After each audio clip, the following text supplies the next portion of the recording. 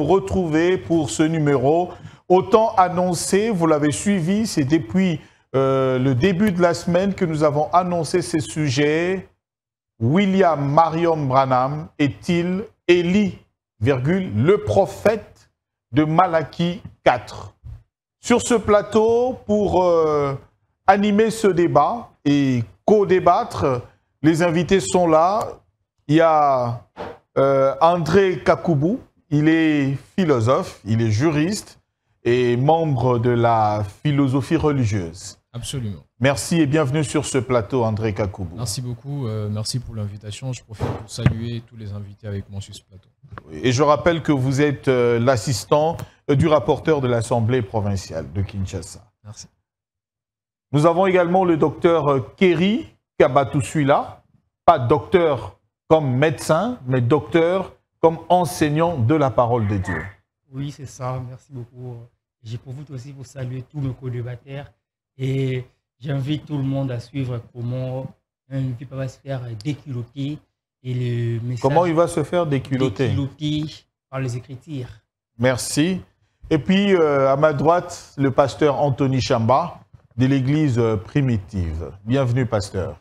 Merci. Déjà qu'il dit, il va me faire déculotter par les Écritures. Alors, vous comprenez que rien de bon ne peut sortir d'un pareil docteur qui est en réalité docteur vétérinaire et non docteur ministre de la parole du Seigneur. Merci. Alors, je veux lire le passage de la parole des dieux ou de la Bible qui nous donne justement ce thème, d'où nous tirons la thématique d'aujourd'hui de débat religieux. Malachie 4. Car voici, le jour vient, ardent comme une fourneuse. Tous les hautains et tous les méchants seront comme du chaume. Le jour qui vient les embrasera, dit l'Éternel des armées. Il ne leur laissera ni racine ni rameau. Mais pour vous qui craignez mon nom, se levera le soleil de la justice, et la guérison sera sous ses ailes. Vous sortirez et vous sauterez comme les veaux d'une étable. Et vous foulerez les méchants, car ils seront comme de la cendre sous la plante de vos pieds. Au jour que je prépare, dit l'Éternel des armées. Souvenez-vous de la loi de Moïse, mon serviteur, auquel je prescris en Horeb pour tout Israël, des préceptes et des ordonnances. Voici, Malachie 4, 5. Voici, je vous enverrai Élie, le prophète, avant que le jour de l'Éternel arrive, ce jour grand et redoutable. Il ramènera le cœur des pères à leurs enfants et le cœur des enfants à leurs pères, des peurs que je ne vienne frapper le pays d'interdit. Voilà. Le passage ainsi lu. Docteur Kabatoussuila, débat religieux à bilingue. Na français, na lingala, tu es libre de répondre, na invité, na co-débatteur, na yo, ainsi de suite. Alors, débat est ouvert. William Marion Branham est-il Élie, le prophète de Malachie 4? Osons la parole. Oui, merci beaucoup. Ouais, merci beaucoup. D'abord, William Marion Branham, ne pas Élie de Malachie 4, puisque d'abord ici, dans Malachie 4, si vous faites l'exégèse de l'écriture, vous remarquerez que le prophète Malachie parle aux enfants d'Israël. Il parle aux enfants d'Israël et qui n'a rien à voir avec l'Église. Donc, cela n'a rien à voir avec l'Église. Donc, c'est-à-dire que Branham, comme dans ses habitudes, il s'est approprié cette prophétie qui est purement pour Israël. Je vais lire l'écriture. Malachie 4, le verset 4. Souvenez-vous de la loi de Moïse, mon serviteur, auquel j'ai prescrit en Horeb pour tout Israël des préceptes et des ordonnances. Ici, c'est noir sur blanc. Les Seigneurs sont en train de parler. Il dit, souvenez-vous. La question, à qui on s'adresse? L'Écriture répond, aux Israélites. La loi de qui? La loi de Moïse. C'est que mon frère, ce qu'il ne comprend pas, et ce que Branham n'a pas compris, c'est qu'il y a d'abord des temps prophétiques. Il y a un peuple de matin et un peuple du soir.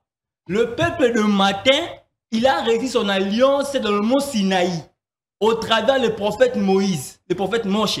Mais nous, les peuples du soir, c'est à la croix que le temps du soir qui a pu débuter, c'est-à-dire le temps de la grâce. C'est-à-dire le temps de la grâce. Et cette écriture ici, le placer dans le temps de l'église, c'est une aberration, une interprétation amphérique, démoniaque, satanico. Vous voyez? Parce que, pourquoi? Remarquez. L'écriture dit que Élie, il doit venir. Mais le travail qu'Élie doit faire, c'est quoi? Élie doit ramener. Or, ramener veut dire quoi? Ramener veut dire amener de nouveau. La question qu'on doit se poser, qu'est-ce que Élie doit ramener de nouveau? Il doit ramener chez qui? Et quand? Ça, je cache encore, je laisse. Non, on est à l'émission, il faut le dire déjà ouvertement, parce que vous avez la parole. Je vais développer lorsque je vais prendre deuxième fois. Ben, il faut que Bandeko Baeba Toza en direct na YouTube na biso soko beti tosunga na TV. Nous sommes en direct et nous sommes également na TikTok en direct. Donc Roland Isso officiel. Comment ga Roland Isso officiel au mona bato baza na TikTok bozolanda, bato baza na YouTube na biso tosunga na TV bazolanda et nous sommes en direct. Et dans le 20 dernières minutes, il y a émission, nous ouvrons le téléphone. Parce que les lois débat, vous tous, vous devez participer au Fungoli téléphone pour que vous benga de partout, toyo kabino, ba point de vue nabino. Le philosophe André Kakoubou, Oyoki comme docteur Kerry à lobby, et vous, qu'est-ce que vous pensez? Parce que pour lui, on parle du peuple du soir, qui n'a rien à voir avec l'Église, et le peuple du matin, qui n'a rien à voir avec l'Église, c'est plutôt des préceptes que Moïse avait reçus en Horeb, et cette parole s'adresse uniquement aux enfants d'Israël. Ouais. Donc ça n'a rien à voir avec l'Église du Seigneur. Bon, Monsieur Roland, je voudrais jeter quelques bases. Merci. Pour que tout évolue malam à sujet. Alors, la première des choses que je vais faire, c'est vous dire que je suis l'un des grands lecteurs de William Marion Branham. Et je suis aussi de ceux qui pensent qu'il a apporté l'essentiel du message qui nourrit aujourd'hui la communauté chrétienne, d'une manière ou d'une autre. Mais quant à la question de savoir si il est Élie de Malachie 4, j'ai noté 4 points majeurs qui vont, à mon sens, m'amener à conclure que c'est un raccordement frauduleux que d'accepter que William Marion Branham, prophète de son état, qui me nourrit aussi en termes d'évangile, serait Élie de Malachie 4. Les 4 points structurés sont les suivants. 1, je veux rejoindre ici mon co-débatteur, que Malachie 4 devrait être envoyé aux enfants d'Israël. Et la preuve, c'est que tous les livres de Malachie s'adressent aux enfants d'Israël. Okay. Je doute fort que par miracle, il y ait un seul verset qui concernerait, s'il faut prendre leur accordement, l'église Laodicée. Parce que pour eux, le temps du soir, le temps de la fin, selon les étages de l'église, c'est Laodicée qui est l'âge de l'église qui clôture ces étapes-là. Donc, je voudrais éclairer ça. La deuxième chose, c'est que Élie de Malachie 4 devrait exercer son ministère en Israël. Là, je suis sur les lieux de l'exercice du ministère, parce que tout ça, ça doit être connu. À quel peuple Élie de Malachie 4 doit être envoyé? Je viens de dire, c'est aux enfants d'Israël, aux Juifs, et j'en passe. 2, Élie de Malachie 4 doit exercer son ministère sur les territoires de ce peuple-là. En Palestine, on... Sauf erreur de ma part, je doute fort que le prophète Branham ait déjà piétiné en Israël. À moins qu'il y ait de nouvelles qui puissent me contredire, je veux volontiers les dire. Je sais qu'il a fait le tour du monde. Peut-être que le pasteur ici pourra nous informer qu'il a été apporter le message aux Israélites. Troisième chose qui va prouver qu'Élie de Malachie 4 n'est pas William Branham, c'est que Élie de Malachie 4 doit être les descendants charnels d'Abraham, d'Isaac et de Jacob. Branham est un Américain. Je pense qu'à ces sujets, on les déclasse encore une fois de plus. Enfin, Élie de Malachie 4 doit exercer ce ministère juste avant le début du jour de l'Éternel. Branham est mort il y a 45 ans. C'est vrai, on nous a prêché que c'était la fin du temps, c'était la Odyssée. Il a même prédit la fin du monde. Il a prédit la fin du monde, je crois, vers les années 90, quelque chose comme ça. Après, il a rectifié et tout ça. Mais après sa mort, on est maintenant après d'une génération déjà passée. Et certaines personnes sont encore venues, il y a encore des messages, chaque jour c'est la fin du monde. Mais 45 ans après, des générations passent, on n'est pas encore vers la fin. Comment est-ce que ça va être vrai qu'il soit Élie de Malachie 4 censé donner le message qui préside le jour de l'Éternel, mais qu'après son départ, qu'il y ait encore assez de temps sur terre. Donc je crois que dès le départ, ces quatre principes que je pose ici pour débat, je pense que Branham, prophète en qui je crois, pour le message de lui, il est prophète, mais pas celui Élie de Malachie 4. C'est la nuance que je peux faire. Merci beaucoup. Donc, c'est pratiquement la deuxième génération que nous vivons depuis le décès de William Marion Branham. Donc, s'il faut compter une génération pratiquement 40 ans ou 42 ans, ou plus. Donc, aujourd'hui, ça fait plus de 40 ans depuis qu'il est décédé. Donc, pour vous, il ne peut pas faire partie de... Absolument pas, mais il doit, son message doit vraiment être... dans le temps et avec lui, voilà, pour ramener cela.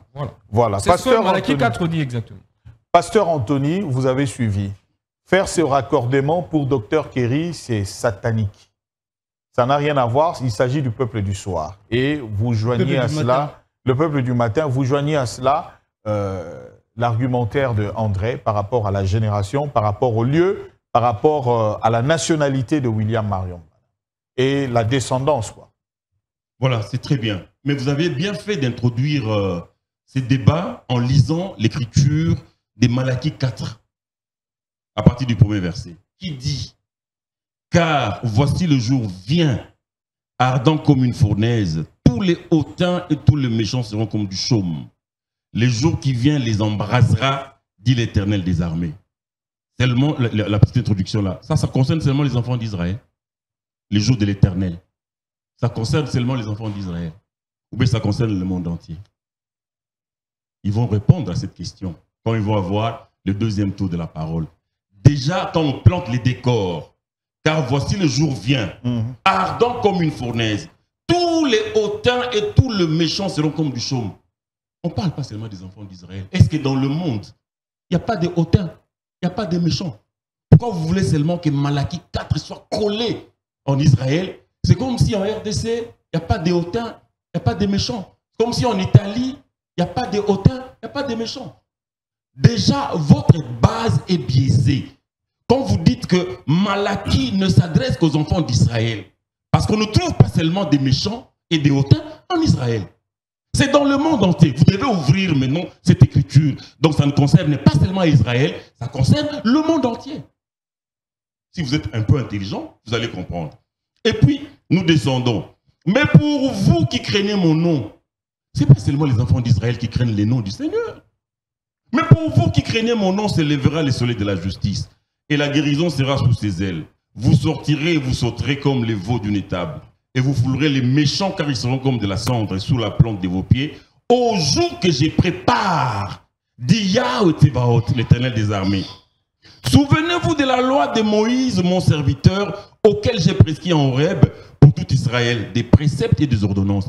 Mais la loi, souvenez-vous de la loi de Moïse, mon serviteur, mais ça ne concerne pas seulement Israël, la loi de Moïse. Ça concerne le monde entier. Le Seigneur l'explique ici dans Matthieu 7,12.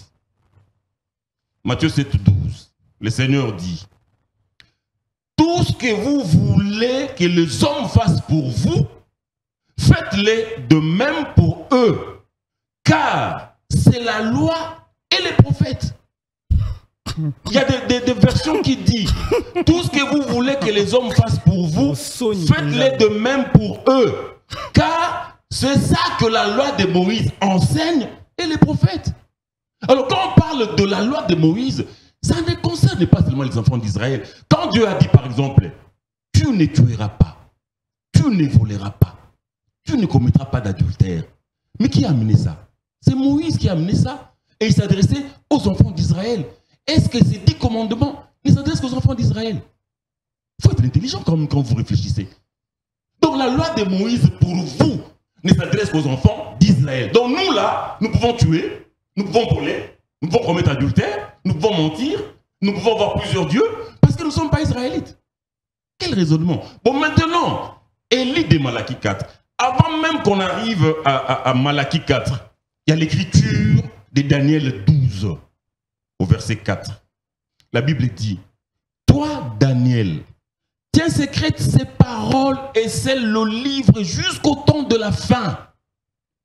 Plusieurs alors le liront et la connaissance augmentera. Il avait été demandé au prophète Daniel de sceller le livre jusqu'au temps de la fin. Notre temps ici, le temps de la fin. Plusieurs le liront et la connaissance augmentera. Alors, c'est le prophète Daniel qui avait scellé le livre. Alors, pour l'ouverture des livres, il a fallu nécessairement qu'il y ait aussi un prophète. Parce que l'écriture d'Amos 3,7 dit, car l'Éternel ne fait rien sans avoir révélé son secret à ses serviteurs, le prophète. Voilà pourquoi, en arrivant dans Malachie 4, le Seigneur dit, voici, avant que le jour de l'Éternel n'arrive, jour grand et redoutable, voici, je vous enverrai Élie les prophètes.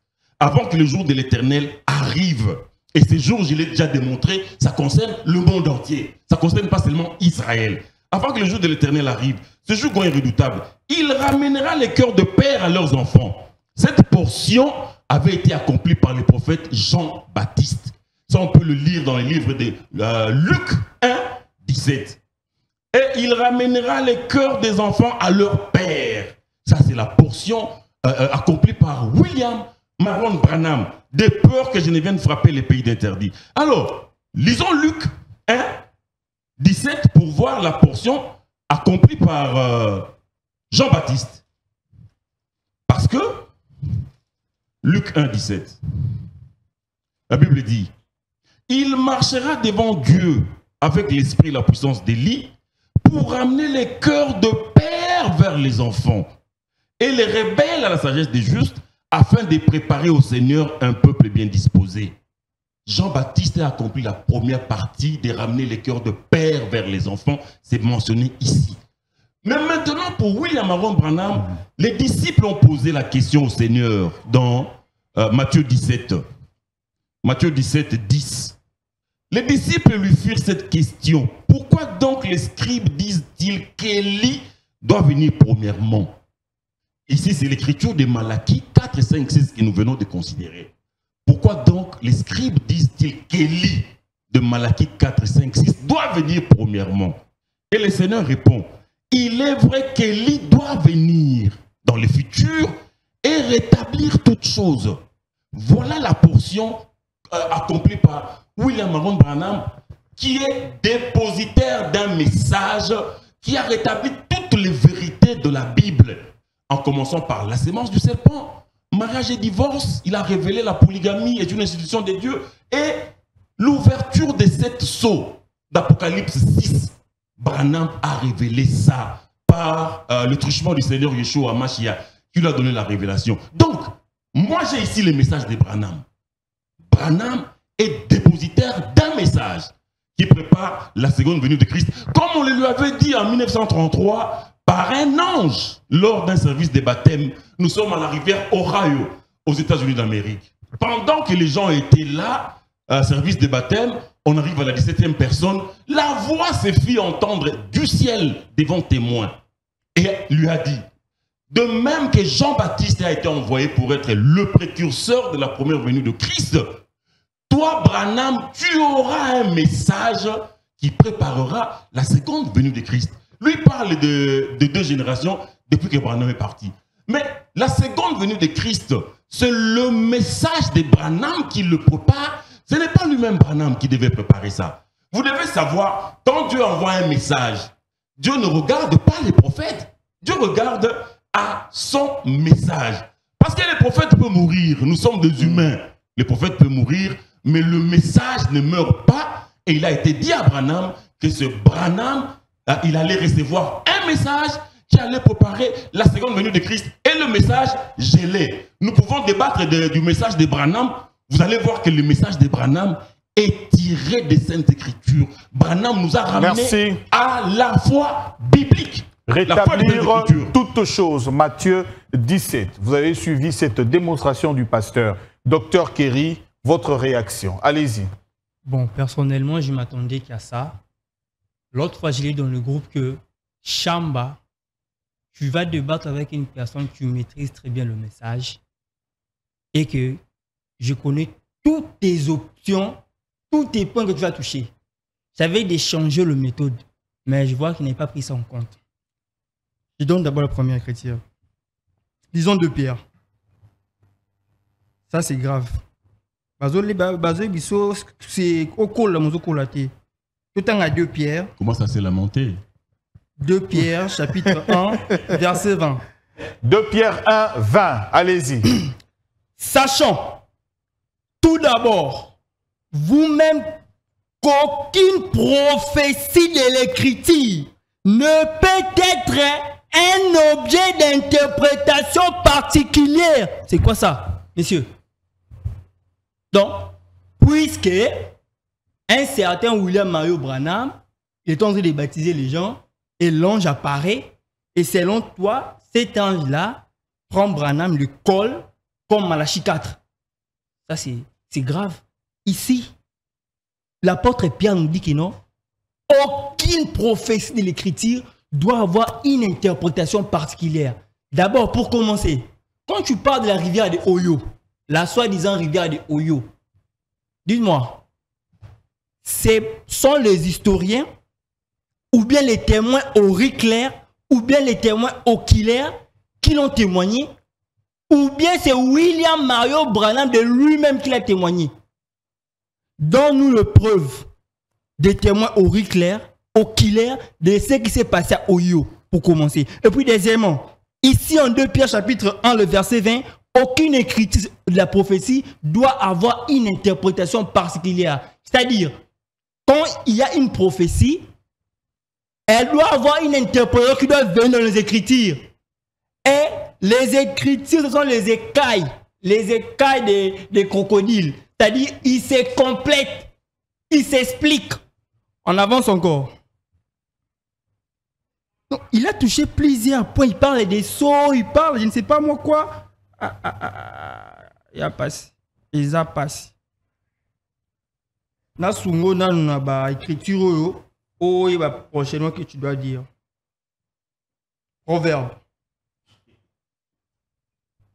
Ah, pasteur Ozo, c'est co-débatteur na yo. Assaini. Azo Dukate.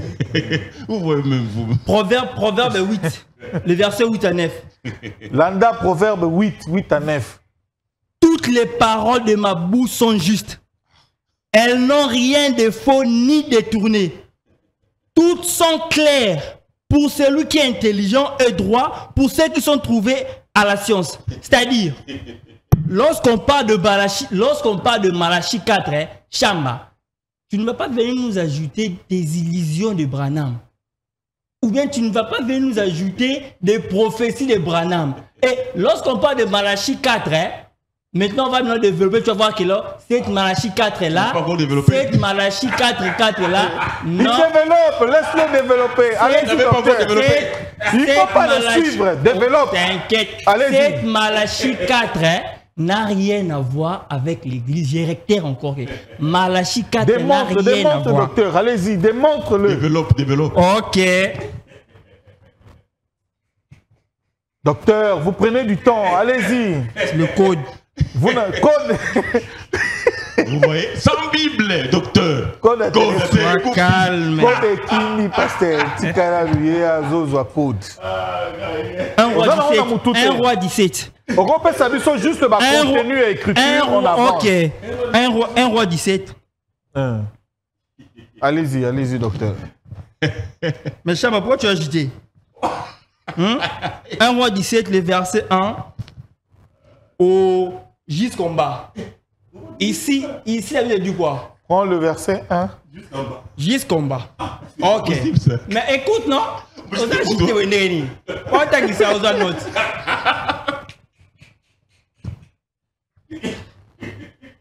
Dans cette écriture, qui se passe? Allez-y, docteur. Le prophète Élie, il se présente devant le roi Akab. Vous voyez? Et qu'est-ce qui se passe? Dieu dit à Élie de quitter Israël. Vous voyez? Élie, qu'est-ce qu'il va faire? Élie va quitter Israël. Et d'où il va aller? Il va aller chez la veuve de Sarepta. Le mouvement, c'est comment? Élie était en Israël, il quitte Israël, il part chez Sarepta. Ce mouvement nous montre directement acte 17, acte 15. C'est-à-dire, lorsque Paul et Barnabas, ils vont quitter Israël pour se tourner vers les nations. Maintenant, qu'est-ce qui va se passer? Avant que Élie puisse aller chez les nations, Élie va fermer le ciel. Vous voyez? Allez-y. Lorsque Élie ferme le ciel, c'est-à-dire Israël va rester désert. Israël restera dans la souffrance et Israël reste sans Dieu. Maintenant, le fait qu'Élie donne le dos en Israël, ça nous montre tout simplement que c'est Dieu qui donne le dos aux nations d'Israël pour aller chez les nations. Voilà pourquoi vous allez voir maintenant dans le Malachie 4, on dit que non, Élie doit ramener. C'est-à-dire, Élie doit maintenant rentrer en Israël. C'est qu'aujourd'hui qu'on parle, Élie n'est pas en Israël. Élie est chez la veuve, il est chez les nations. C'est-à-dire que Malachie 4 ne peut pas s'appliquer. Vous voyez? Malachie 4 ne peut pas s'appliquer en église. Pourquoi? Parce que Élie, qui est l'esprit ministériel, il est actuellement chez les nations. Si Élie est chez les nations, c'est là où Dieu a tourné le dos. Il a donné le dos en Israël. Attendez, oui. Maintenant, la grâce est chez les nations, c'est ça, non? Oui. Israël est enlevé de la racine de l'olivier franc. Okay. C'est maintenant les nations qui sont devenues olivier franc. Oui. Je pense que c'est ça, les terminologies que vous utilisez. Oui, maintenant. S'il vous plaît, docteur. Maintenant que Élie est vers les nations. Mais c'est ça l'Église, non? C'est le contexte actuel. Vous ne trouvez pas? Oui, c'est comment ça. vous le contredisez alors que vous dites la même chose? Non. Nous ne disons pas la même chose. Dans quel sens? Allez-y. Lui, il dit que William Mario Branham est Élie. Vous voyez? Il est Élie de Malachie 4. Tout en disant que ça ne concerne pas le peuple du soir, mais le peuple du matin. Voilà. Israël. Alors que Élie, s'il vous plaît, suivez-moi très bien. Allez-y. Alors que Élie, il était en Israël. C'est à cause des rejets. Il est allé chez la veuve de Sarepta. Il est là maintenant. Maintenant, il est là actuellement chez les nations. Maintenant, ici, Dieu, selon la promesse du père, de leur père, il doit ramener Élie. C'est qui alors? C'est Élie là. Et voilà. Élie qui doit venir, c'est Apocalypse 11. Vous voyez? Allez-y. Élie qui doit venir, c'est Apocalypse 11. Pourquoi? Mais il est allez-y. Élie qui doit venir, c'est Apocalypse 11. Pourquoi? Pour ouvrir le ciel. Parce qu'actuellement, Israël est désert. Actuellement, Israël... Pour qu'il y ait la pluie. De l'arrière-saison. Oui. Actuellement, Israël n'a pas la parole. Parce que... Attendez. Vous avez pris déjà beaucoup de temps, s'il te plaît. S'il te plaît. C'est un docteur, non? Une minute. Un docteur vétérinaire. Supportez-moi. Allez-y. Supportez-moi. Remarquez ces mouvements. C'est le débat, c'est le Ok, temps. Hein, ok. avec les autres, tu dois prendre la Lui, parole. c'est mon frère. On Non, parle de non, la même lui, chose. il est dans la philosophie religieuse. Il n'est pas avec vous. Oh, d'accord. Ah. Remarquez ces mouvements. Élie marche. Il est en train de marcher avec Élisée. Il est en train de monter et Élisée crie ceci. Mon père, char d'Israël. C'est que Élie, ici, c'est l'image du père. C'est-à-dire, lorsque le père part, c'est que le fils reste orphelin. Maintenant, la question que je lui pose, est-ce que l'église est orphelin? Bon, on va revenir sur ça. André Kakoubou, votre réaction, vous avez vu, hein, Élie et tout, vous, dans la philosophie religieuse, vous nous dites et vous réagissez également par rapport au pasteur Anthony. Alors, réagissant à la question du pasteur Anthony, je voudrais juste vous informer que dans les Écritures, il y a le message direct et le message indirect. Et je pense, peut-être c'est par ironie que vous niez ça. Il est dans la Bible écrit de choses qui s'adressent au peuple spécifique et de manière directe et nommément. Dit expressis verbis. Ça ne veut pas dire que ça ne concerne pas tous ceux qui croient en Dieu. Tous ceux qui croient en Dieu sont de manière indirecte concernés par tout ce que Dieu fait partout.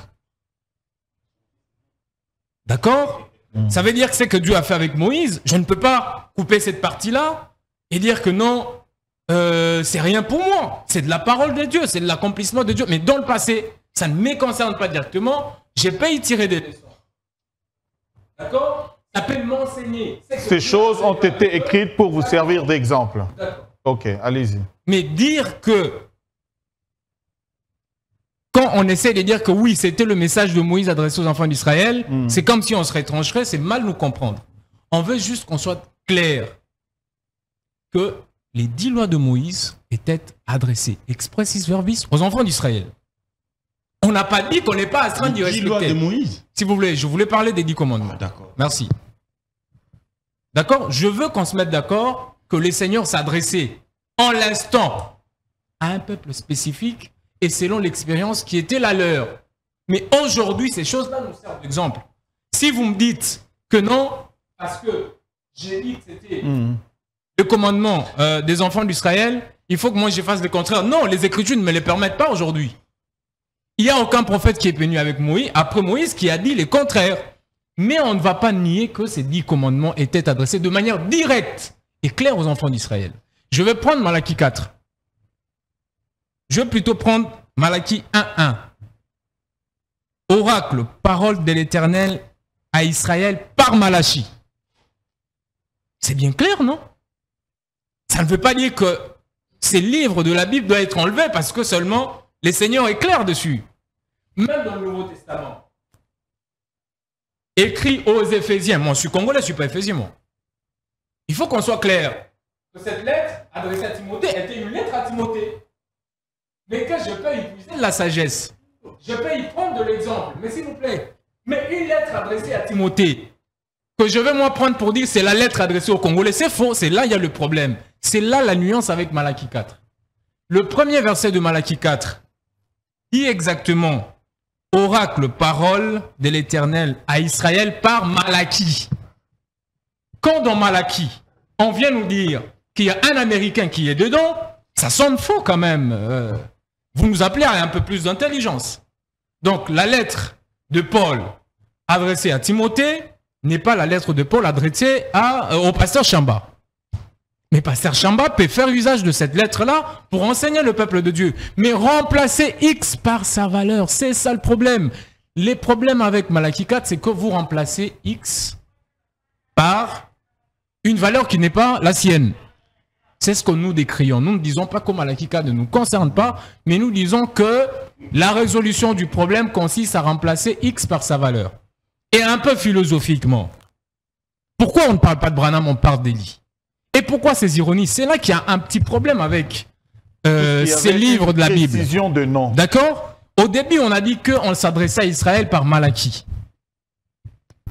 à l'intérieur, on va nous parler d'Élie qui doit revenir, qui aujourd'hui est Branham.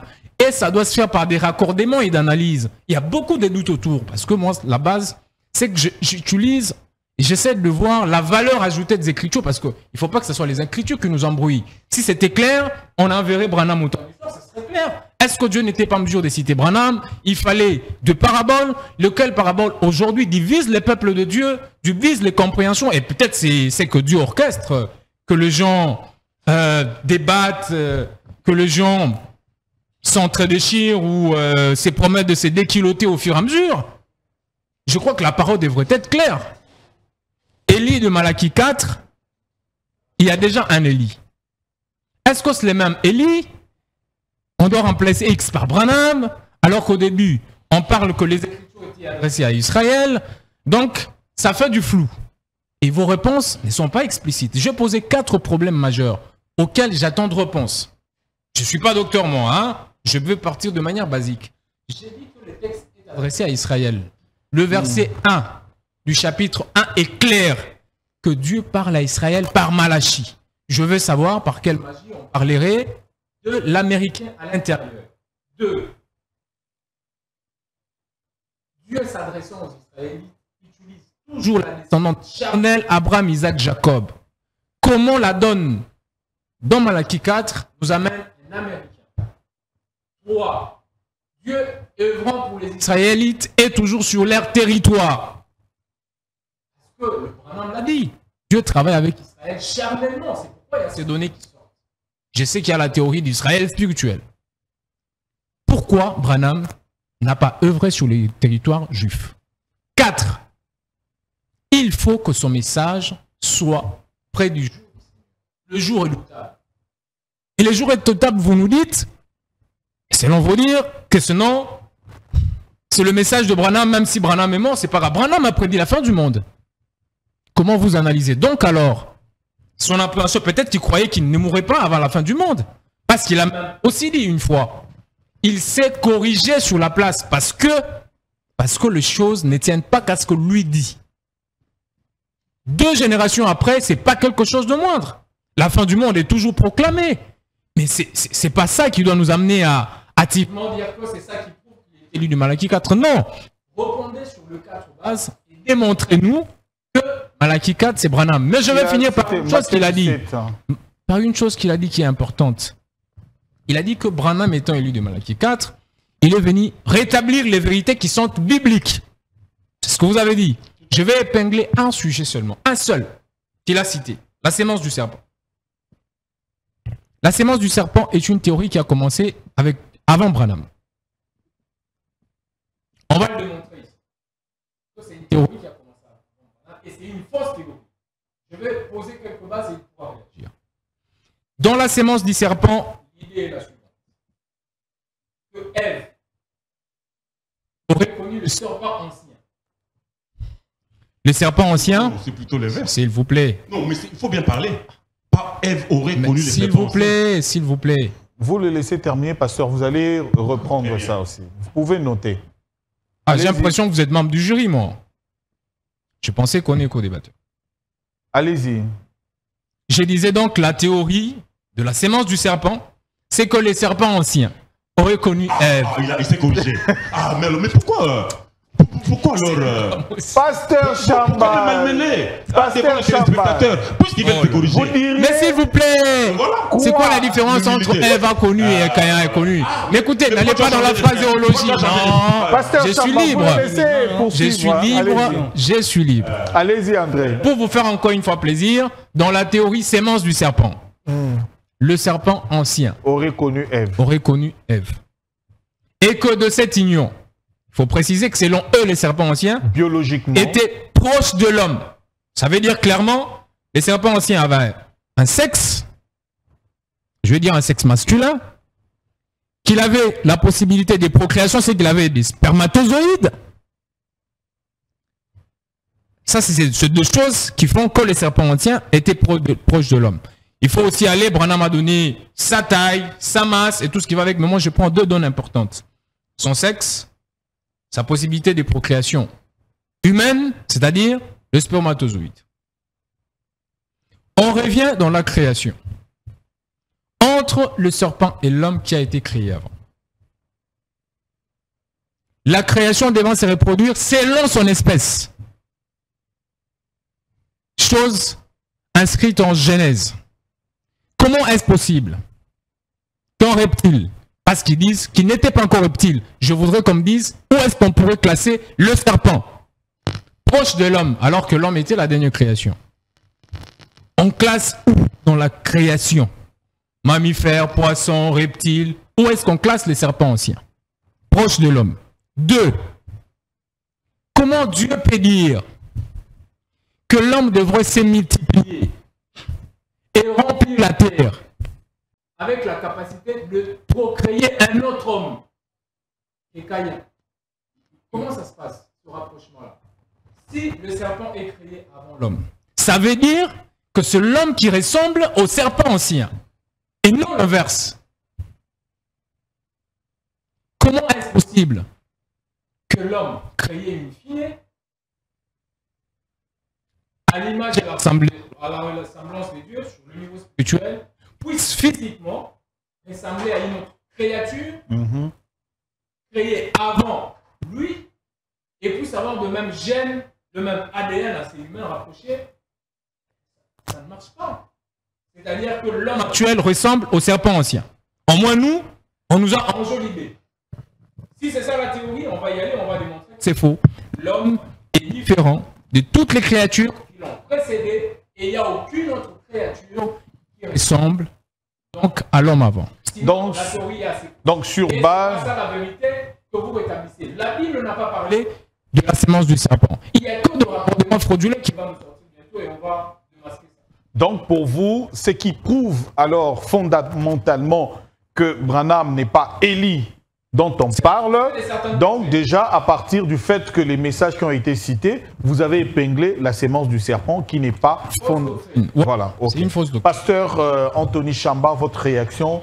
Vous avez d'abord le docteur Kéry Kabatoussuila et vous avez le philosophe André Kakoub. Voilà, donc j'ai devant moi 2 philosophes. Oh. Tout à fait, oui. Le premier philosophe, c'est lui. Kéry Kabatoussuila. Vous lui avez accordé la parole. Qu'est-ce qu'il a dit? Il n'a fait que philosopher. Lui m'avait interdit, il a cité l'écriture de 2 Pierre 1,20, que la prophétie ne peut pas être l'objet d'une interprétation particulière. Mais lui-même, il a dit aujourd'hui, Élie est chez la veuve de Sarepta. Chez les nations. Chez les nations. Et puis il va même dire que cet Élie-là, c'est Élie qui doit venir. C'est moi qui ai la parole. Tu as parlé pendant à peu près 8 minutes, je ne t'ai pas interrompu. Monsieur de réagir. Hein? C'est moi qui ai la parole. Tu as un stylo, tu as un carnet, écrit. Tu as dit qu'aujourd'hui, Élie se trouve chez la veuve de Sarepta, n'est-ce pas? Et c'est les nations. C'est pas ça. Et puis tu as même dit que Élie qui doit venir, c'est Élie d'Apocalypse 11. Tu as encore ajouté. Ce sont des bêtises. Voilà l'interprétation particulière que tu m'as reproché. Toi-même, tu es en train d'interpréter faussement l'écriture. Élie de Apocalypse 11, si tu ne sais pas, c'est pour Israël. Ce sont les 2 oliviers, Moïse et Élie, que le Seigneur va envoyer en Israël après l'enlèvement de l'Église pour le salut des 144 000 juifs de 12 tribus. 12 000 par tribu. Et les noms sont même, les chiffres cités dans Apocalypse 11. Vous voulez dire quoi? Vous voulez dire que Élie qui doit venir chez les nations, c'est Élie d'Apocalypse 11. Et pourtant, Élie d'Apocalypse 11 ira chez les Juifs pour le salut des 144 000 Israélites. De quoi tu parles? Qui t'a établi docteur? Moi, pourquoi j'avais dit que tu es docteur vétérinaire? Oh. Tu soignes les souris, tu soignes les rats. C'est son temps de parole. Tu as vu comment est-ce que tu as dénaturé l'écriture? En mentant même à la face du monde que Élie qui doit venir, c'est Élie d'Apocalypse 11. Qui t'a enseigné des mensonges comme ça? Tu as un stylo, note.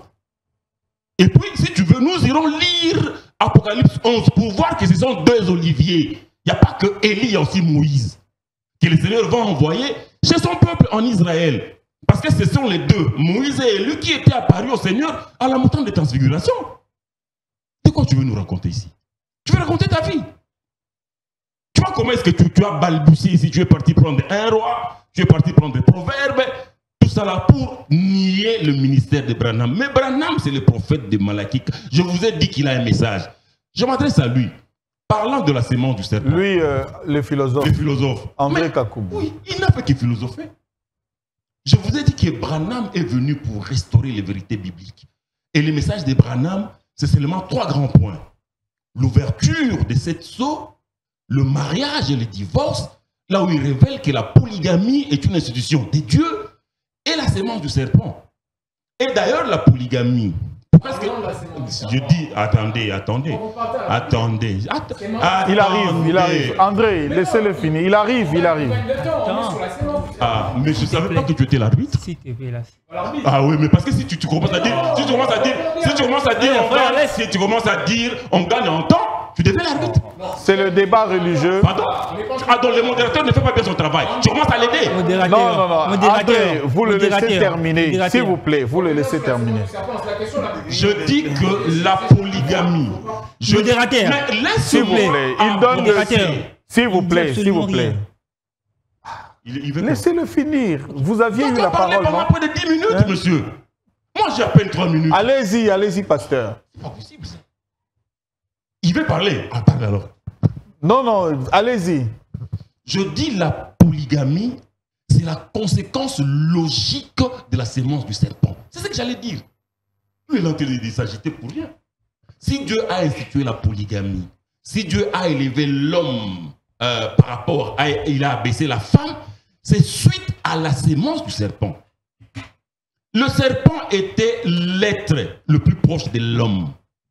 C'est vrai que l'homme a été formé le dernier. Le serpent avait été formé avant l'homme. Mais dans la création, tel que Dieu avait fait dans la création, le seul animal qui parlait, c'était le serpent ancien. Puisque vous pouvez lire ça dans la Bible, dans Genèse 3, à partir du premier verset. La Bible dit, le serpent était l'animal le plus rusé de tous les animaux que le Seigneur Dieu avait créés. Il dit à la femme, le serpent l'a parlé. Vous avez aujourd'hui un serpent qui parle. Je lui pose la question. Vous avez aujourd'hui. Mais André, réponds. Non, qu'il finisse. Non. Qu'il finisse. Non, c'est là. Vous m'obligez. Vous Non, vous n'allez pas m'obliger. Terminez la réponse. Il est cuit. Non. Ok. Mais s'il avait la réponse, il n'a pas de réponse. André. Il me montre aujourd'hui. Il vous a donné même son temps de parole. Non. Vous lui donnez combien? On ne va pas. Une minute. S'il vous plaît. Ok. Nous, quand on posait une question, on ne l'a pas imposé de répondre sur les choses. Ok, d'accord. Il ne va pas nous l'imposer non plus. Non. Allez-y, pasteur. Jalon, on note, on va revenir. Le serpent était l'animal le plus rusé de tous les animaux que le Seigneur Dieu avait créés. Il dit à la femme, Dieu a réellement dit que vous ne mangerez pas de tous les fruits du jardin. Ce serpent-là, il était proche de l'homme parce qu'il avait l'usage du langage. C'était le seul animal qui pouvait parler avec la femme, qui pouvait parler avec l'homme.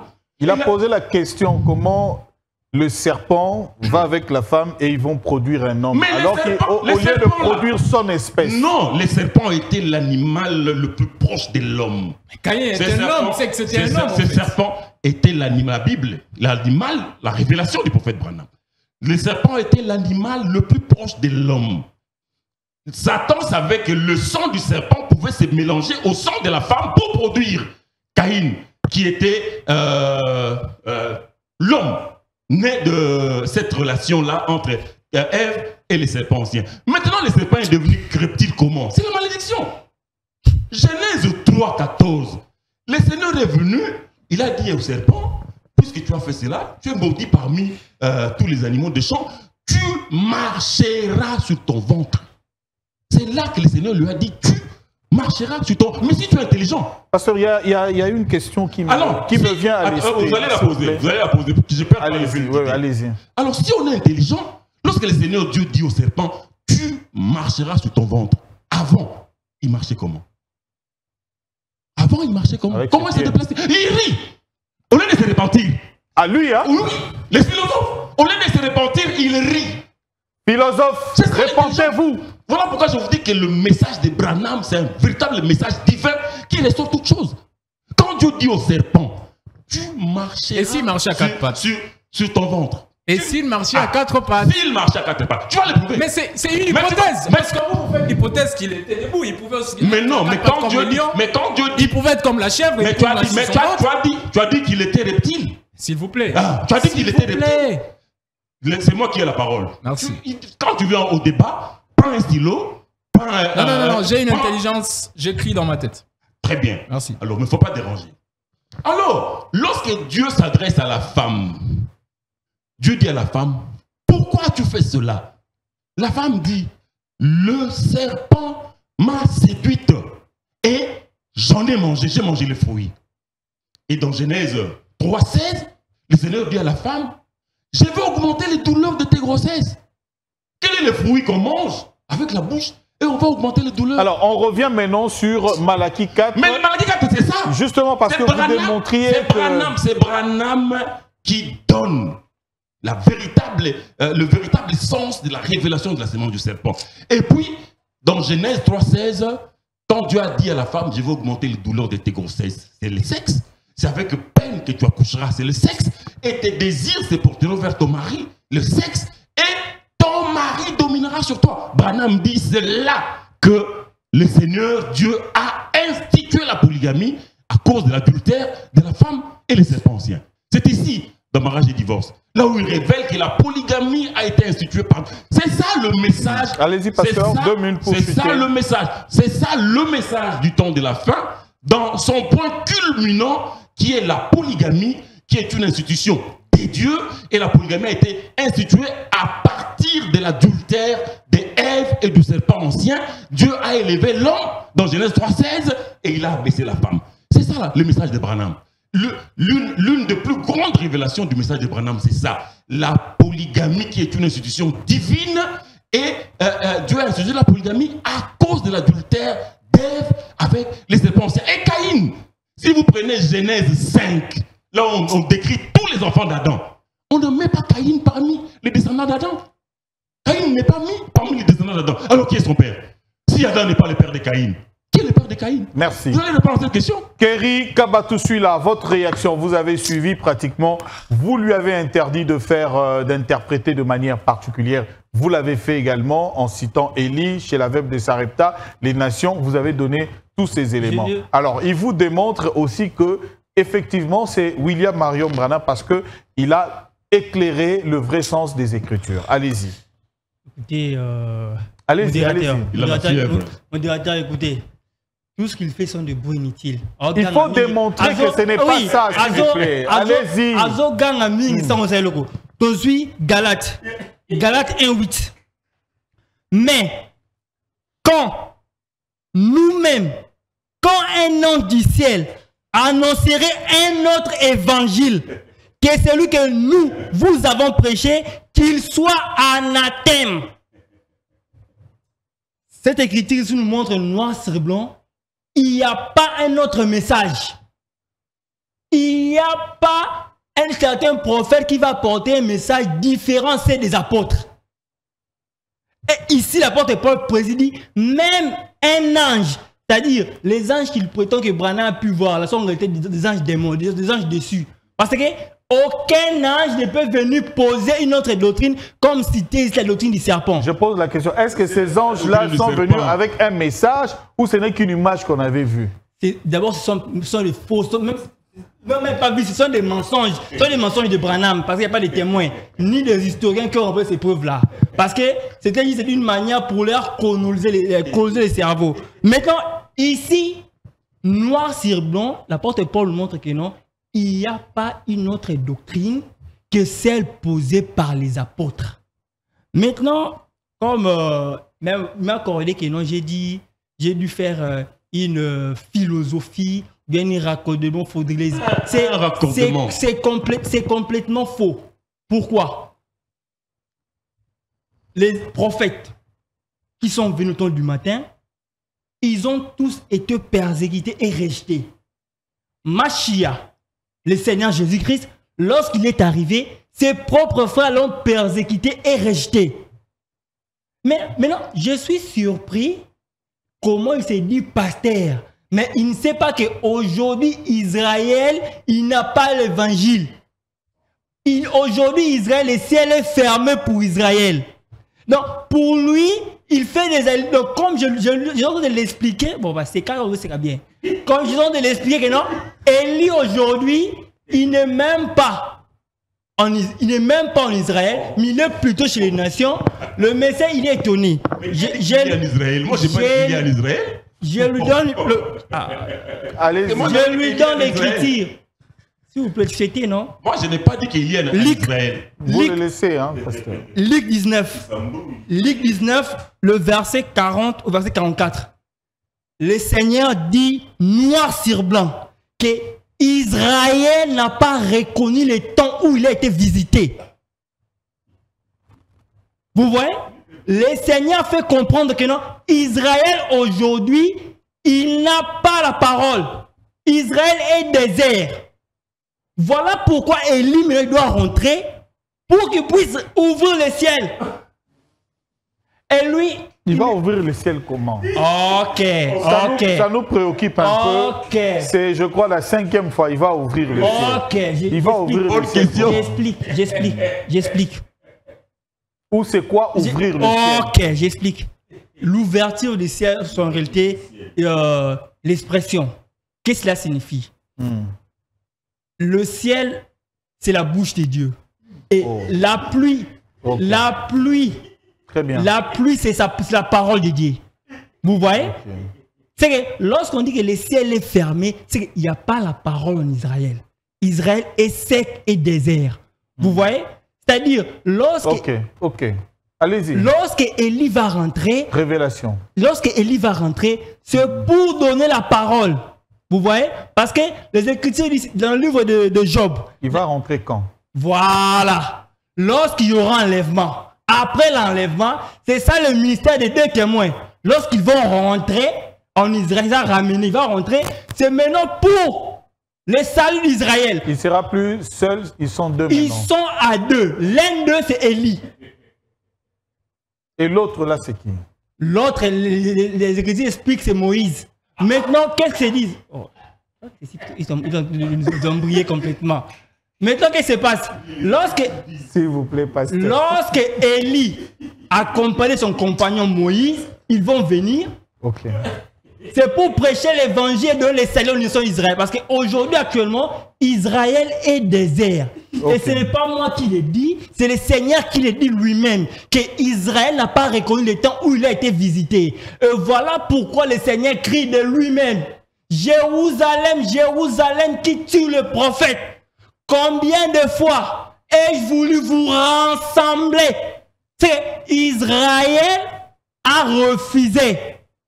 Voilà pourquoi Dieu doit maintenant ramener Élie pour le salut d'Israël. Et ça lui échappe.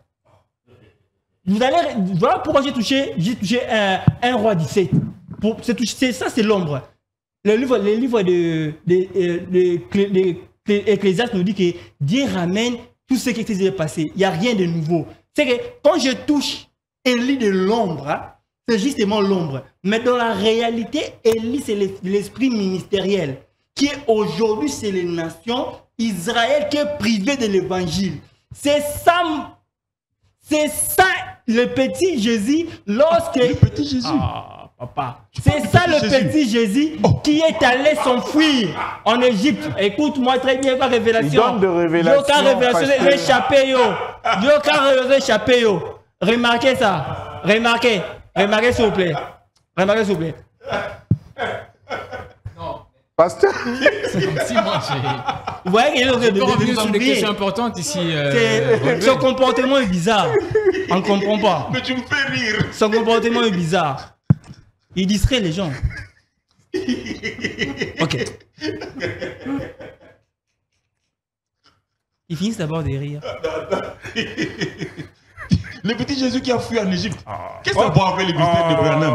Ok, le temps que tu reviennes, je peux continuer, s'il vous plaît. Pasteur Anthony, s'il vous plaît. Je peux prendre le relais, s'il vous plaît. Pasteur Anthony, docteur, attendez, vous laissez le philosophe et puis vous allez récupérer votre temps. Je veux revenir s'il vous plaît, rapidement. modérateur. Allons-y sérieusement. La parole là, c'est de l'autre côté. S'il vous plaît. Non, c'est pas à toi de parler. S'il vous plaît, je veux revenir sur l'esprit ministériel. Pasteur ainsi de suite. Chamba a dit. Allez-y, Vous savez, André. moi je respecte beaucoup Pasteur Chamba parce que au minimum nous avons les mêmes croyances.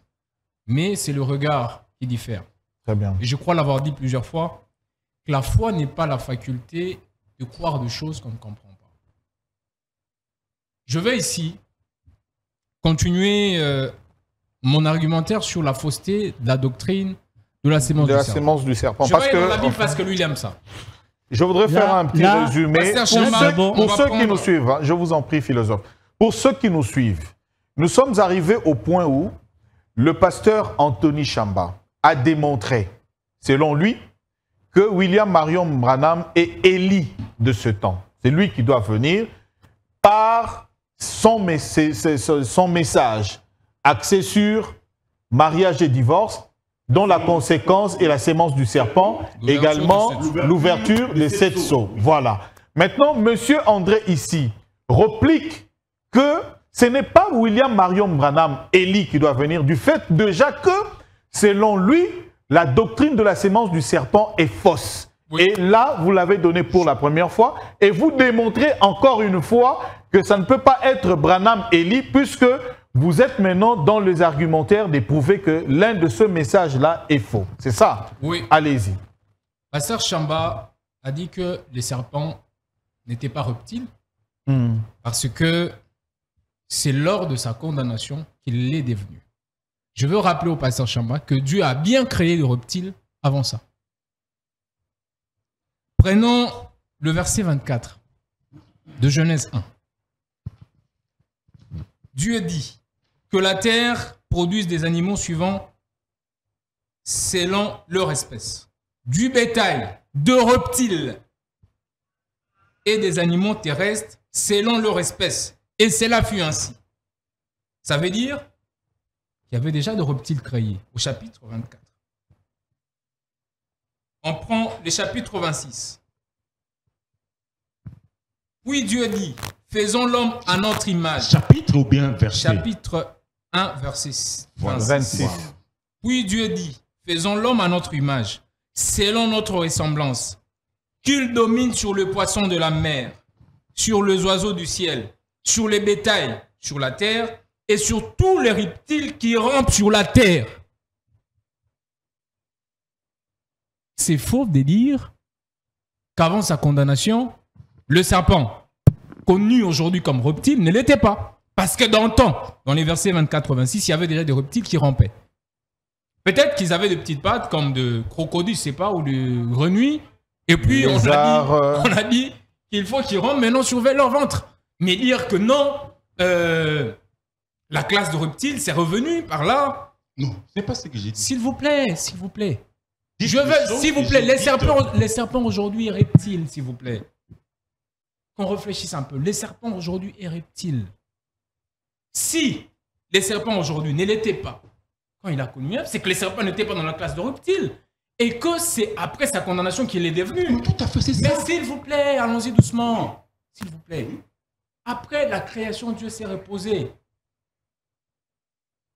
Dieu n'a plus créé d'autres reptiles après. Non. Dieu a condamné le serpent. S'il vous plaît. Je veux vous lire ceci. Les serpents étaient reptiles. Notez ça. Vas-y, oui, je Voilà. note. Si les serpents n'étaient pas reptiles, je veux qu'on me demande, verset à l'appui parce qu'on est maintenant sur verset contre verset. Allez-y. Démontrez-moi où est-ce qu'on pouvait classer le serpent ancien dans les créatures de Dieu jusqu'au 7e jour. Dites-moi, on les classe où? Et dites-moi qu'après sa condamnation, il est maintenant entré dans la classe de reptiles. Que ça soit très clair. Que le serpent, c'était tel verset, il est classé soit dans les oiseaux, et qu'après sa condamnation, il est maintenant reptile. Moi, je crois, selon ce que je viens de lire, ayant vu qu'aujourd'hui les serpents est reptile, que les serpents l'étaient de sa création. Si c'est le contraire, on nous lit, les serpents étaient quoi? Et classifiés où? Dans la création? Créés quel jour? Parce que Dieu a créé du 1er au 7e jour, et qu'on nous démontre qu'il ne l'était pas, il était tel part, et qu'après sa création, on l'a maintenant mis dans la classe de reptile. On avance. Allez-y. Le chapitre 3. Les serpents étaient les plus rusés de tous les animaux du champ. On n'a pas dit ici que les serpents étaient l'animal le plus proche de l'homme. Il n'y a aucun verset qui dit ça. Il n'y a aucun verset dans la Bible qui dit que les serpents étaient proches de l'homme. C'est votre théorie. À moins que vous me lisez le verset qui puisse dire qu'on a dit que les serpents étaient le seul animal le plus proche de l'homme. Et qu'est-ce que ça veut dire être animal proche de l'homme? Je vais avoir cette précision-là. Et je veux vous dire que tous les animaux étaient proches de l'homme. Parce que c'est l'homme qui leur a donné les noms. Il n'y a pas un animal spécial qui était lui, je ne sais pas, les lapins de l'homme, avec qui l'homme dormait à côté de lui. Je doute fort. Il n'y a aucun animal où dans la Bible on a dit que non, c'était l'animal le plus proche de l'homme. Je ne sais pas, le plus proche physiologiquement, parce qu'il avait un sexe, parce qu'il avait du sperme en lui, ou de quoi vous parlez? On veut être clair sur la question. Non, il a évoqué sur le plan de spermatozoïdes là aussi. Il n'a pas encore répondu sur ça. Ok. Je veux comprendre ce que ça veut dire être proche de l'homme. J'évolue. Allez-y. On va prendre le chapitre 4, le verset 1. Adam connut Ève, sa femme, et elle conçut et enfanta Caïn. Et elle dit, j'ai formé un homme avec l'aide de l'Éternel. Mais s'il vous plaît, Adam connut Ève, sa femme, c'est après être chassé du jardin. Elle conçut et enfanta Caïn. Et elle dit, j'ai formé un homme à l'aide de l'Éternel. On nous raconte que dans la généalogie de Adam, on a omis Caïn. Mais si c'est lui qui rédigeait tes listrés, il a sauté le nom. C'est quoi mon problème dedans? Parce qu'au verset 4, c'est déjà clair qu'on a conçu et enfanté Caïn. Mais le rédacteur de la Bible, comme il y a beaucoup de fautes dans la Bible, a sauté le nom de Caïn. Est-ce que moi ça me concerne? Ça ne me concerne pas, s'il vous plaît. Ça ne m'engage pas. Le verset 4. Il a dit qu'il y a beaucoup de fautes aussi. Hein? Expressis verbis. On dit que Adam a connu Ève. Ça devient que le serpent a connu Ève. Oh non, non, non, non, non. Ça vraiment, excusez-nous, excusez-nous. Peut-être qu'on enlève ces versets de la Bible, ça va marcher. Peut-être que vous ne l'avez pas bien lu, vous pouvez aussi relire pour comprendre ce que ça dit. On dit clairement donc, il peut que relire, Adam, hein? Ouais, il peut relire aussi. Adam Pasteur, a connu on vous demande Ève, de relire. Elle a conçu, elle a enfanté Caïn. La personne qui a écrit la généalogie d'Adam, un peu de distraction. Non. Et, mais s'il vous plaît, s'il vous plaît, s'il vous plaît. C'est à moi la parole. S'il vous plaît, c'est mon argumentaire. Il est dans le temps, il lui reste quelques temps. C'est mon argumentaire. Moi, je vais m'apaisantir sur ces versets 4. Qui veut bien en vent celui de la généalogie. On a omis, c'est tout. Ça ne peut qu'être une omission. Malheureusement, l'omission qui vous permet de monter une théorie de la sémence du serpent. Mais je crois que ces versets clôt les débats sur la sémence du serpent. Adam a connu Ève, elle a conçu, elle a enfanté Caïn, et Ève a dit, parce qu'elle dit que la sémence du serpent, Caïn, c'est l'enfant biologique de Satan.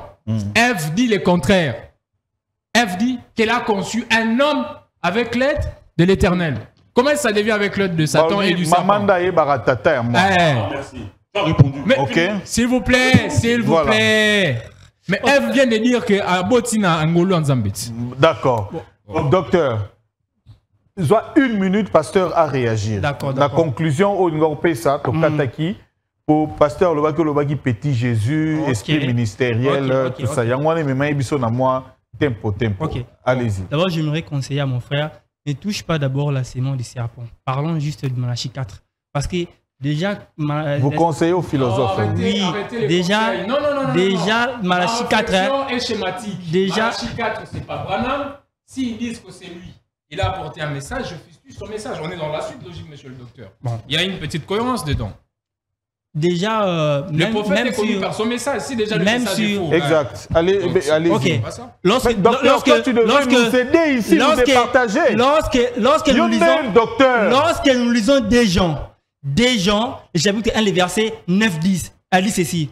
Quiconque va plus loin et ne demeure pas dans la doctrine du Christ n'a point Dieu. Celui qui demeure dans cette doctrine a le Père et le Fils. 10. Si quelqu'un vient à vous et n'apporte pas cette doctrine, ne le recevez pas dans votre maison et ne lui dites pas salut. Ici, l'apôtre Jean complète ce que l'apôtre Paul a dit. C'est qu'il y a une seule doctrine. Il n'y a pas un autre message à part ce que les apôtres ont prêché. Mais c'est quoi ce message-là? Il faudrait que vous nous donniez ce message. Le message. Voilà, ça, ce n'est pas ça. En fait, au contraire, vous confrontez son enseignement avec le message. Là, vous lisez le verset, oui. Mais démontrez-nous que ce qu'il a dit, ce n'est pas ça, par le verset de la Bible. Nous confirmons que c'est faux dans le sens que non. La doctrine qui dit déjà que Branham a un message au temps de l'Église qui est particulier, c'est faux. Puisque les apôtres disent qu'il y a une seule doctrine. Donc, le philosophe au moins a eu une réflexion schématique. Oui. Est-ce que vous pouvez nous aider également à comprendre par rapport à lui aussi, comme il nous a donné, pour comprendre et poser des questions? Allez-y, docteur. Bon, ok. Pour vous faire comprendre, il place Malachie 4 dans le temps de l'Église. Et moi, je dis que Malachie 4 n'est pas dans le temps de l'Église, mais Malachie 4, ça sera en Israël.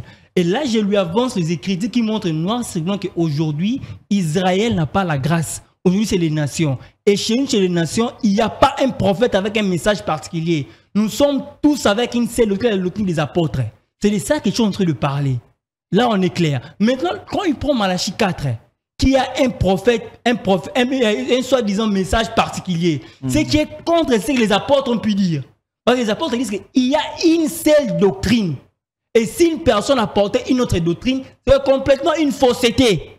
Même si un ange apporte une autre doctrine, c'était complètement faux. Maintenant, qu'est-ce que je vais expliquer premièrement, là, il n'a pas écouté. Je lui pose des questions pour le faire comprendre. 1. Élie viendra quand? Dédé. Élie viendra où? Là, je pourrais m'arrêter là, on va développer. Voilà. Le lieu, je crois que c'est le prophète là aussi relevé. Pasteur Anthony, votre réaction? Bon, je commence d'abord par lui, là, c'est les docteurs. Les vétérinaires. Je ne peux pas le suivre. Lui, il dit rien de consistant. Hein? Réponds aux questions. Pardon? Réponds aux questions. Il a posé cette question. Il a posé cette question. Et il va venir quand? Mais c'est dans Malachie 4, non? Voici, le jour vient ardent. Et puis le Seigneur dit, voici, je vous enverrai Élie les prophètes avant la venue du jour de l'Éternel. Jour grand et redoutable. Donc, Branham est venu avant le jour de l'Éternel. Le message de Branham est là. Il nous prépare pour aller en enlèvement. Parce que le jour du Seigneur, c'est le 6e sceau, où le Seigneur va embraser le monde entier. Le 6e sceau. C'est grave, c'est grave. Laissez-le parler. Non, je n'ai rien dit, c'est grave. Mais la Bible dit, Malachie 4, 5, 6, voici, je vous enverrai Élie le prophète avant la venue du jour de l'Éternel. Et maintenant, toi, tu veux qu'il vienne quand? C'est grave. Lui, je vais lui répondre, le philosophe. Voilà pourquoi c'est pas bon d'être philosophe. Il dit, c'est pas bon. J'avais lu ici Colossiens 2, que personne ne fasse de vous sa proie par sa philosophie, par un vain raisonnement. C'est ça justement. Il dit, la foi n'est pas la faculté de croire les choses qu'on ne comprend pas. Monsieur, justement la foi c'est ça. Parce qu'il y a des choses que tu ne peux pas expliquer. On ne te demande pas de philosopher, on te demande de croire. On te demande pas de tout comprendre. Parce que tu ne peux pas comprendre, par exemple, Dieu, il est venu d'où? Tu ne sauras pas expliquer ça. Mais on te demande de croire que Dieu existe. Même si tu ne connais pas son origine, même si tu ne connais pas comment Dieu est venu à l'existence, crois seulement que Dieu existe.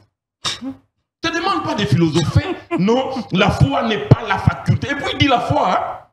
Là, au lieu de dire la philosophie n'est pas la faculté de comprendre les choses, non, il dit la foi.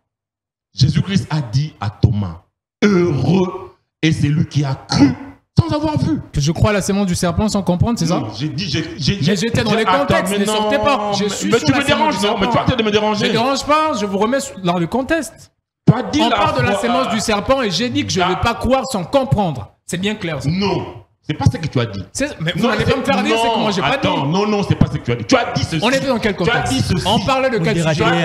On parlait de quel sujet? Ceci, monsieur. J'ai parlé de la sémence du serpent, n'est-ce pas? Non. Absolument. Tu as dit la foi n'est pas... André, vous le laissez. Tu as dit la et après foi vous allez réagir. n'est pas la faculté de croire les choses qu'on ne comprend pas. Ici, il n'y a pas de sémence du serpent. S'il vous plaît. Oh, non. Mais la foi, c'est quoi? La foi, c'est quoi? Dis-moi d'abord la foi. La foi, c'est la sémence du serpent. Pour toi, la foi, c'est la sémence du serpent. Je dois croire en quoi alors? Je dois croire à la sémence du serpent comme message de Branham. La foi pour mais, toi, s'il vous plaît, la foi pour toi, c'est seulement la sémence du serpent. Écoutez comment je vais dire. André, tu avais déjà parlé. Non, mais vous posez une question, André, vous le laissez. il termine, vous allez réagir. Qui reste au moins dans le contexte, hein, ça va. Vous le laissez réfléchir. La foi n'est pas la faculté de croire les choses qu'on ne comprend pas. Comme la semence du serpent. C'est justement la faculté de croire aussi les choses qu'on ne comprend pas. Parce qu'on ne peut pas tout comprendre. Ah, c'est bien qu'on vous ajoutiez aussi. On ne peut pas tout comprendre. Parce que quand toi tu as dit la foi ici, tu n'as pas dit la foi de la semence du serpent. Tu as dit seulement la foi n'est pas la faculté. Je ne suis pas responsable de votre compréhension. Donc c'est toi qui l'as dit, c'est moi qui l'ai dit. Mais moi, je ne suis pas responsable. Philosophe, tempo. Je ne suis pas responsable de votre compréhension. Je l'ai dit, je l'assume. Mais j'étais dans un contexte où c'est moi du serpent. Je ne crois pas sans comprendre. Philosophe, s'il vous plaît.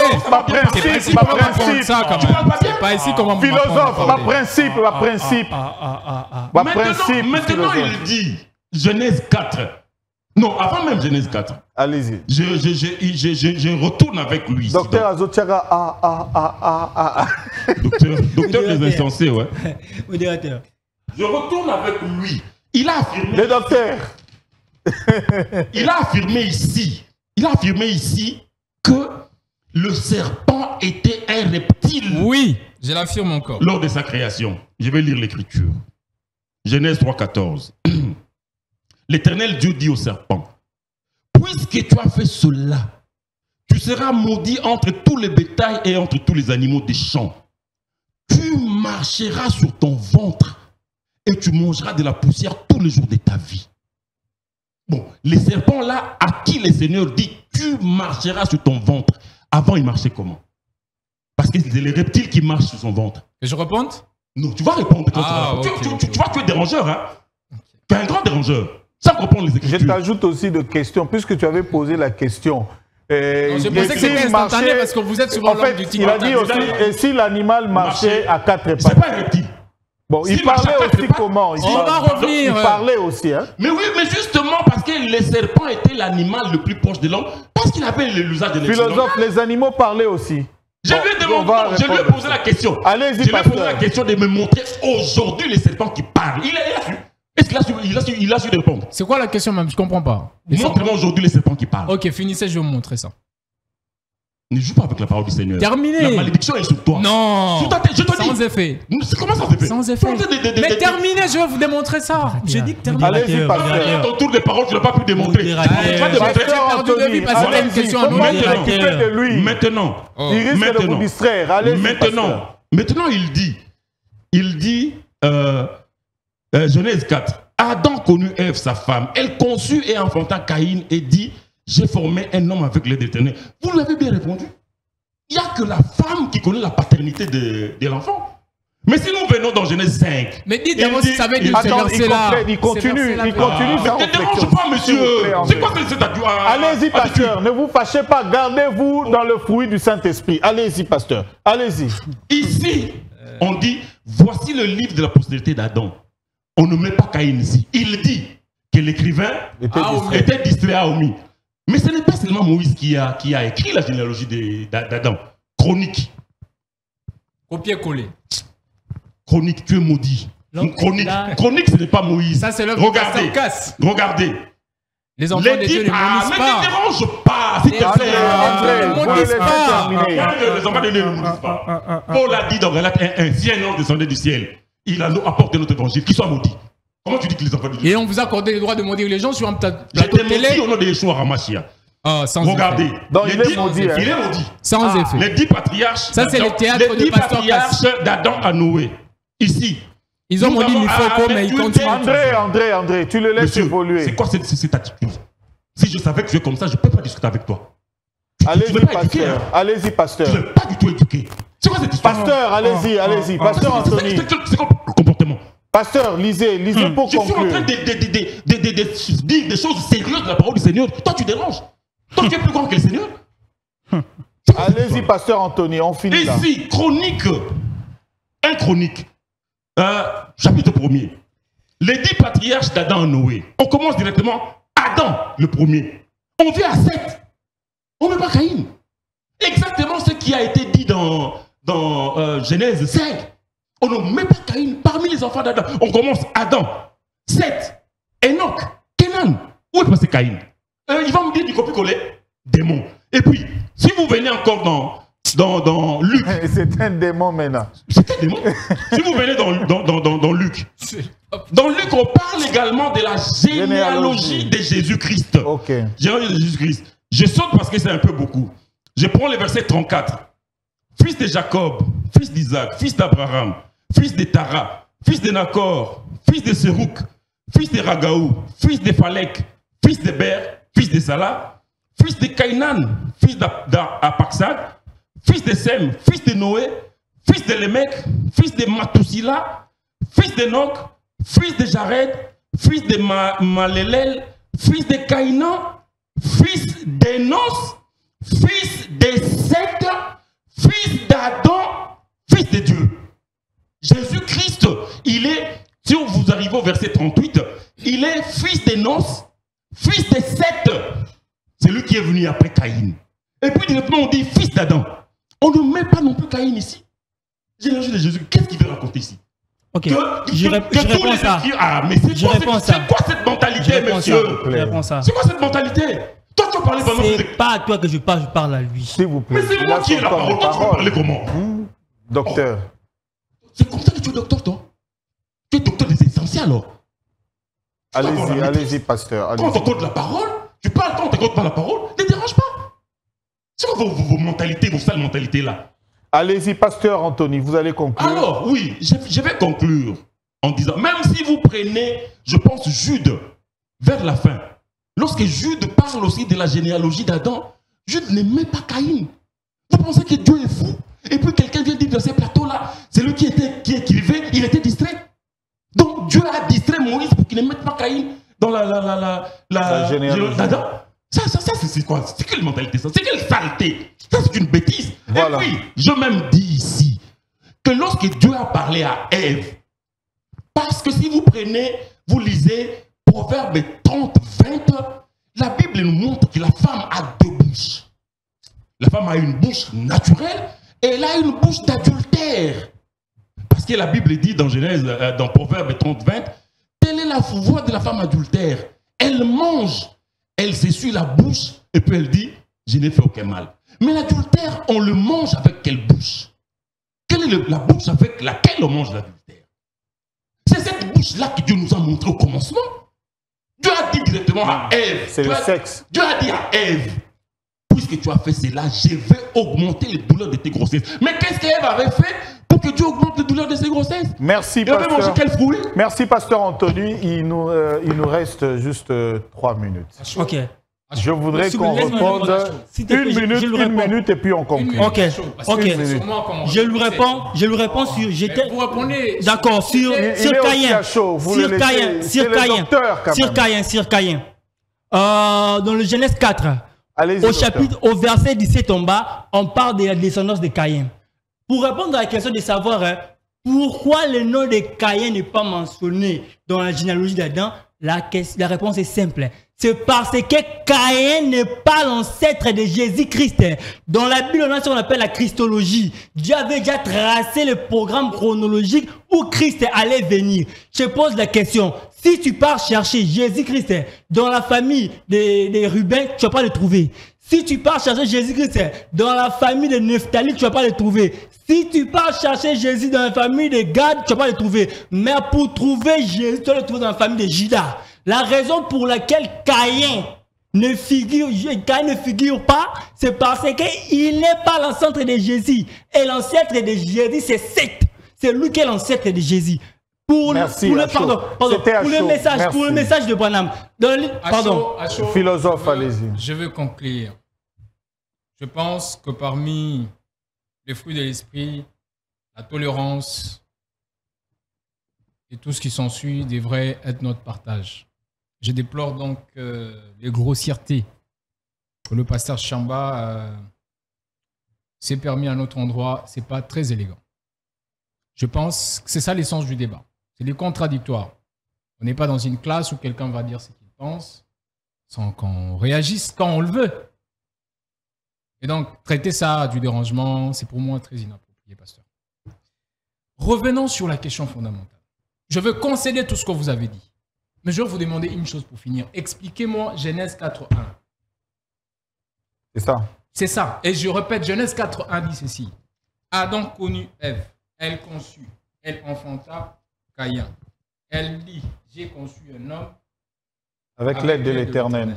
Merci. Prêchez-moi. Ça veut dire quoi en fait? Voilà. Pasteur, vous concluez alors. Vous avez 1 minute aussi. Mais Donc, ici, je peux lui donner 1 minute 30 parce qu'il y a Non, 1 minute questions. comme tous. Si vous Je lisez, explique juste le verset. si vous lisez, Adam connut Ève, sa femme.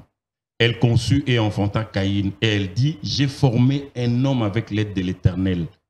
Elle enfanta encore son frère Abel, sans pour autant que Ève ne soit connue 2 fois par Adam. L'écriture déjà telle qu'elle est là.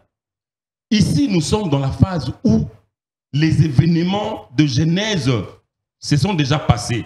Si vous lisez même dans l'écriture de Genèse 20, si vous lisez l'écriture de Genèse 20, vous allez comprendre. Adam donna à sa femme les noms d'Ève, car elle a été la mère de tous les vivants. Ici, nous sommes encore dans Genèse 3, 20. C'est loin de Genèse 4. Mais Adam a déjà changé les noms de sa femme. Adam donna à sa femme les noms d'Ève, car elle a été la mère de tous les vivants. Pour être mère, il faut porter une grossesse. Donc, Adam savait déjà que dans Genèse là, ce qui s'est passé dans Genèse 3,16, Ève avait été connue par le serpent ancien. Maintenant, tu as déjà pris ta minute, non? Maintenant, ici, Adam vient connaître Ève après que le serpent ancien soit déjà passé. Qu'est-ce qui est difficile à comprendre? Parce que les noms d'Ève avaient déjà été changés dans Genèse 3, 20. La Bible dit Adam donna à sa femme le nom d'Ève, car elle a été la mère de tous les vivants. Mais Adam, il n'est pas le père de tous les vivants. Adam n'a pas changé son nom. Merci, Pasteur Anthony. Le débat n'est pas fini. Le débat n'est pas fini. On continue le dimanche. Dimanche, rendez-vous fixé 19h. Nous continuons le débat autour de William Marion Branham, s'il est réellement Élie de Malachi. Vous avez suivi les argumentaires, mesdames, messieurs. Nous en sommes encore en lieu d'examiner le message, le premier message de William Marion Branham, qui peut prouver qu'il est Élie de ce temps. Et nous sommes dans la sémence du serpent. Des démonstrations ont été faites ici, sur ce plateau. Nous n'avons pas conclu autour de la sémence du serpent pour que ce message soit aujourd'hui stratifié d'un vrai message par rapport aux argumentaires qui ont été justement épulchés ici. Le philosophe André Kakoubou vous a donné ces éléments, il a posé le jalon, il a posé également quelques questions et il a conclu en Genèse 4 premier, Adam connut sa femme et elle conçut et enfanta. Elle dit, j'ai conçu avec l'aide de l'Éternel. Vous le gardez avec vous. Le docteur, l'enseignant, pour lui, la conclusion était du côté de la généalogie. Pourquoi Caïn n'a pas été repris dans la généalogie d'Adam? Pour lui, c'est parce qu'il n'est pas ancêtre de Jésus-Christ. Dieu est allé choisir dans la tribu de Juda. C'est là où il y a eu la généalogie. Voilà comment Seth est l'un des ancêtres de Jésus. Ce qui est repris, c'est justement pour démontrer que Jésus vient de cette généalogie-là. Voilà. La conclusion du côté du pasteur Chamba. Adam a donné à Ève le nom de la mère de tous les vivants du fait qu'elle avait déjà conçu bien avant.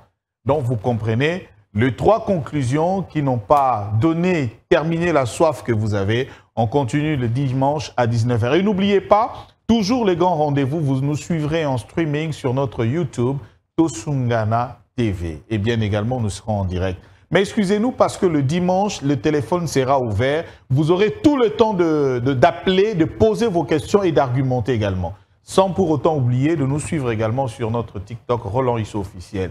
Alors, la semaine prochaine, une grande nouvelle, c'est de lundi à dimanche, débat religieux à 19h. Donc, vous ne serez pas fatigués de nous suivre tout le jour sur une seule adresse, Tosungana Télévision.